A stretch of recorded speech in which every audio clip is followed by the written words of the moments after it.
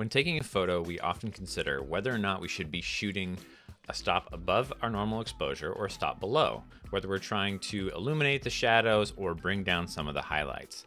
Some of that has to do with the contrast of our image or what's in front of us, and other things have to do with the way that our camera actually is going to process the image that we're taking. There are three things that we should take into account. The first one is the camera's initial shot exposure. So is it capturing the entire histogram? Am I capturing everything from the highlights to the shadows? Like in here, I can see the highlights and the shadows. Does the camera itself have the ability, have that dynamic range to be able to retain all of this information? And is it worth it to me in the long run, or to you as the photographer, to put forward the effort to really try to make sure that every little piece of your image has detail and exposure? Today we have 5 images from our community. Thank you so much to everybody who has submitted an image. If you'd like to see your images edited in a future video, go ahead, check the link in the description below, and you can upload a RAW of your own. Let's go ahead and jump into our first image. So here in this image, this is shot by James Mercer. Thank you, James. You can see in the histogram, we have most of the detail is primarily in the shadows. If I hit the J key, that will trigger these 2 arrows to light up, but it also will show us if things are over or underexposed. As you can see here, anything that turns blue is going to be underexposed, and anything that turns red is overexposed. In the middle, as it stands, everything has detail. So we're not losing any detail, but you'll still have to consider recovery. So when I turn this up, am I going to start losing detail here? Now, so for this image, looks like James has requested for Fuji color. So we'll go ahead into our Fuji original, and I think I'm just going to be sticking with Fuji 400H today. So we go ahead, I'll apply the preset, and adjust exposure is next. And I'll bring that up, and as you can see, even just from the get-go, so applying that preset brought in a little bit of underexposure to these blacks. So I'll bring up our exposure here. I'm not clipping any of the sky, but I am losing some of the detail. There's not much, but there is some color to the sky. So in order to pull back some of the recovery from the highlights, I'm going to use Highlight Soft. There we go. And that just brings it down a little bit. Not much, but you can see if we watch the histogram, I'll hit undo. Here's all of that. It's a big spike in the in what is white in this photo. And oops, there we go. I'll redo that, and you can see it comes down. So it's just a nice highlight. So here it is normally, and then after Highlight Soft, it just brings down that information and helps you retain some of the detail. Now by doing that, I can actually, from the opposite end, I can continue to raise my exposure, and that's just pulling up the histogram. So that's a shot that is, you know, underexposed. If we zoom into some of the detail, whoa, that's a little close. You can see that it's not doing too much to the shadows. These don't feel like, you know, they're being pulled apart. This was shot at ISO 200. So one of the nice things, if you're shooting at a lower ISO, you actually are given a little more, like your camera has more dynamic range. So the lower your ISO, the better, you know, image quality that you'll be getting. But potentially, I mean, it looks like they were also shooting at 1/60th of a second, which for me, handheld is pretty risky.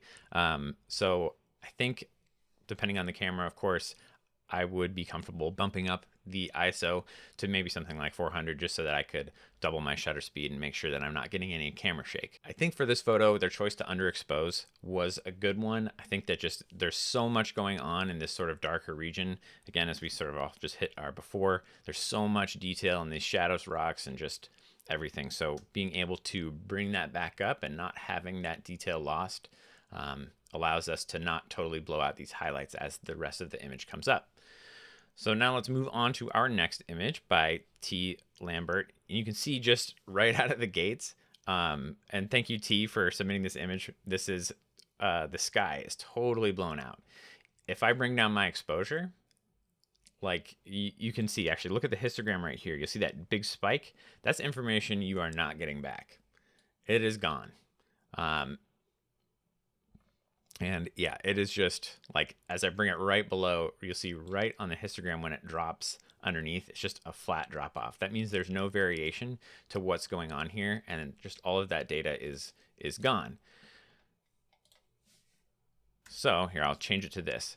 it may not be something that you would notice it may not be something that you would notice while you're taking the photo. You know, they're in a sort of a shaded area, potentially if they're taking the photo like this. You know, this is still this is underexposed, and if I was taking their photo, my job as a photographer is to expose for the subject.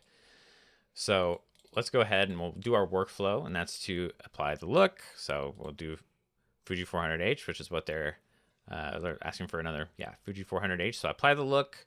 I'm going to go ahead. I'm going to bring down our exposure just a little bit. And yeah, they're looking good. Maybe I'll adjust not too much needs to be done with the white balance. There we go. So adjust the white balance, and that's looking pretty good.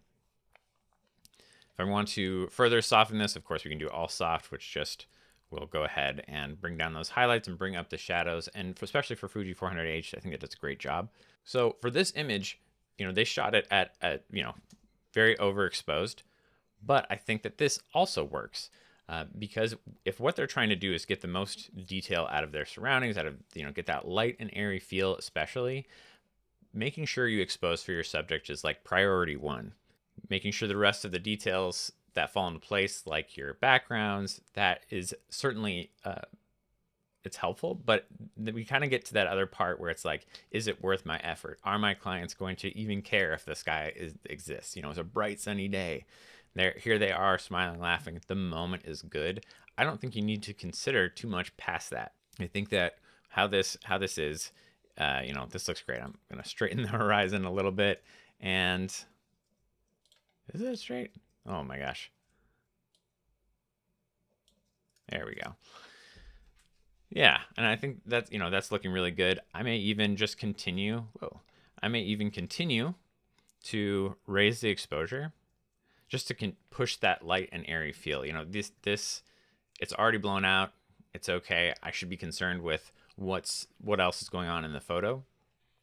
And yeah, I think this is a lovely image.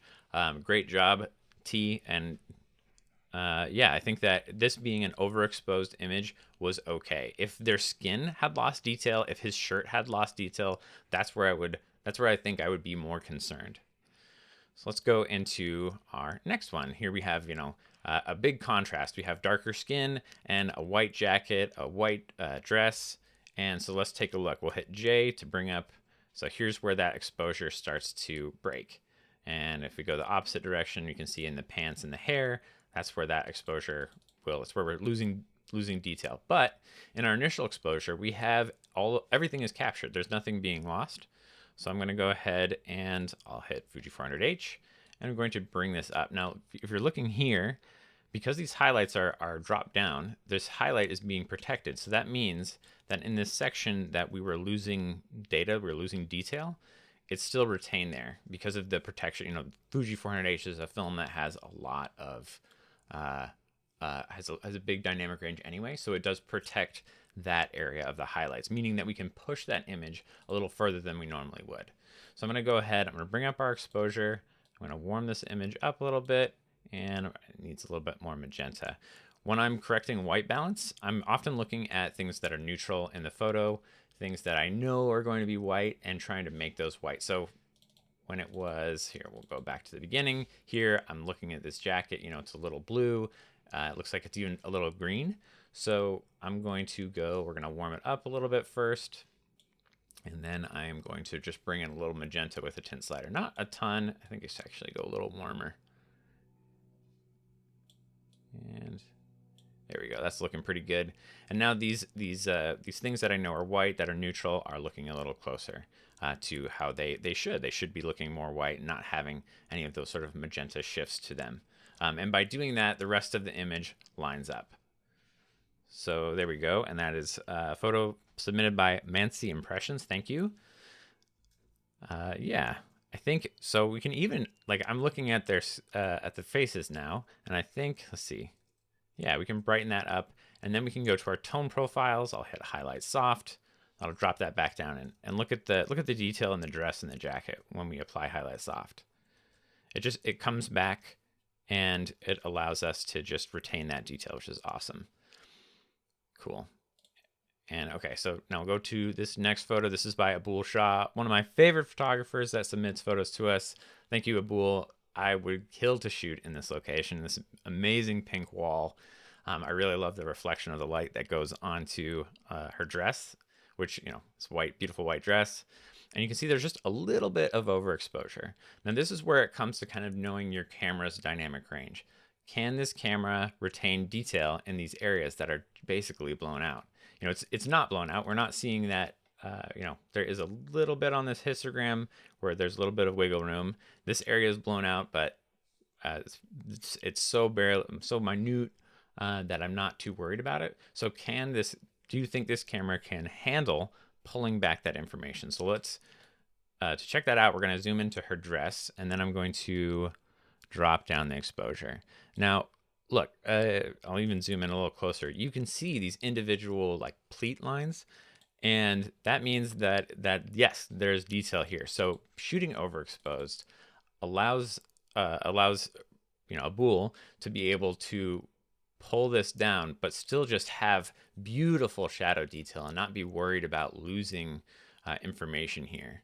So we'll go ahead. I'm going to use 400H again, and it's just a 400H kind of day.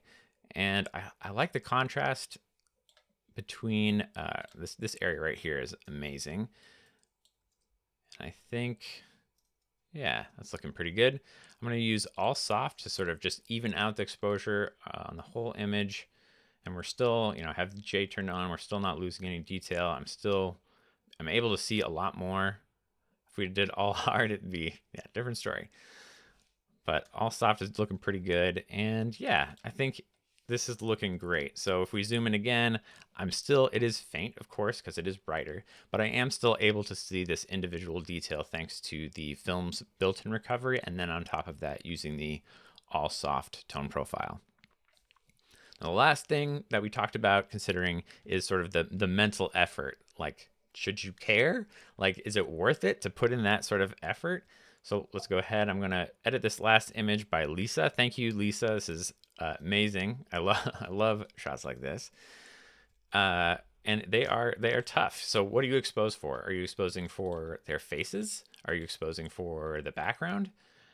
You know, here's this area that's totally blown out. Is that information lost? So it is. There is, you can see again on the histogram, there's that cut off of information. But does it matter? If you have this moment in front of you, you know, this beautiful moment between these two, and let's go ahead, might as well stick with Fuji 400H again. So I'll apply that. I'm going to, so if I wanted to adjust exposure, I could drop it down. Now the area behind them, which is not blown out anymore, but that's because it's being protected, is now brought into sort of an even exposure with the rest of the sky, and that makes it not feel as blown out.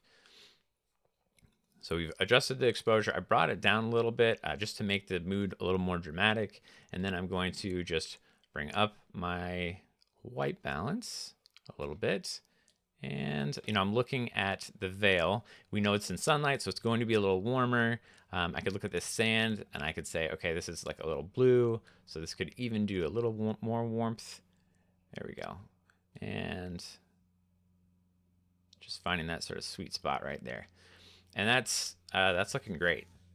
I think, can this do, yeah, a little lens correction just to even out some of the distortion, but not too much. So it doesn't really, much else needs to be done. But yeah, here's our before and after. And this is an image, you know, it was underexposed, but their faces, the subject, again, sort of the most important part of this, you can see them. You can make out the definition. They're exposed, and what a beautiful shot. There you go, a quick edit today, but just to talk about the benefits of over or underexposure and where it matters and if it matters. Thank you so much to everybody who has submitted an image. If you have any questions, feel free to reach out to us at m.me/Mastin Labs or through email directly at support@mastinlabs.com. And with that, until next time, have a great day and happy editing.